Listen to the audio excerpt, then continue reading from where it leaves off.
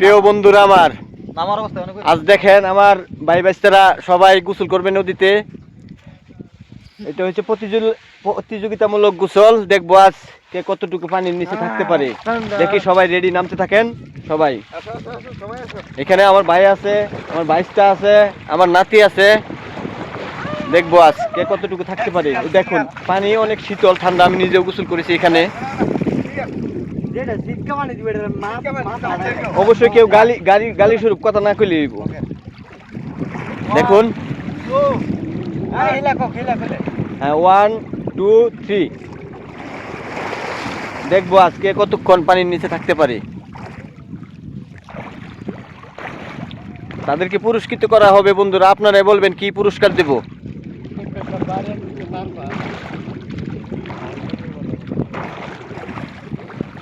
আমার ছোট ভাই উঠে গেছে আগে।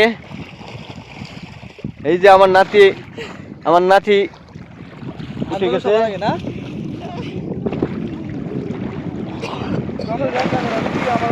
হ্যাঁ, ফার্স্ট হয়েছেন আমার এক বাইশটা, দ্বিতীয় বাইশটা সেকেন্ড, আর আমার নাতি হয়েছে তৃতীয়, আমার ছোট ভাই হয়েছে চতুর্থ।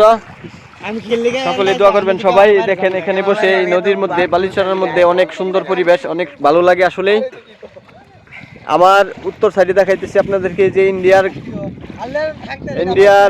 লোকেরা ওইখানে নদীর মধ্যে গোসল করতেছে। সবাই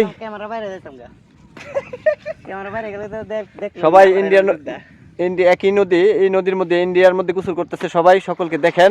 আর আমাদের নদীটা দেখেন, এখন অবশ্যই চড়া, পুরোটাই নদীর চড়া, পুরো যদু মরুভূমির মতো।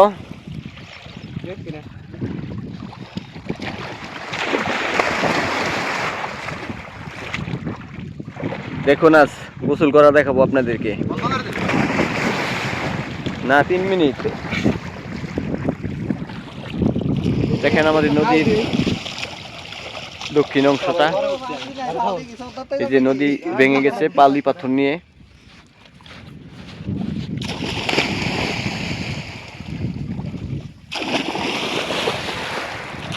হইচই, একটা বয়স থাকতে আমরা হইচই করতাম। এই হইচইটা অবশ্যই অনেক ভালো, অনেক আনন্দের। এই সময়টুকু পাওয়া যায় না, অনেক মিস করি এই সময়টা। শৈশবের এই দিনগুলি মনে পড়ে। তাই যদিও আমি এখানে দেখুন, সবাই বলে যাবেন আপনারা কেমন আছেন। আপনাদের দাওয়াত রইল এই নদীতে এসে গোসল করার। অনেক ঠান্ডা পানি এখানে।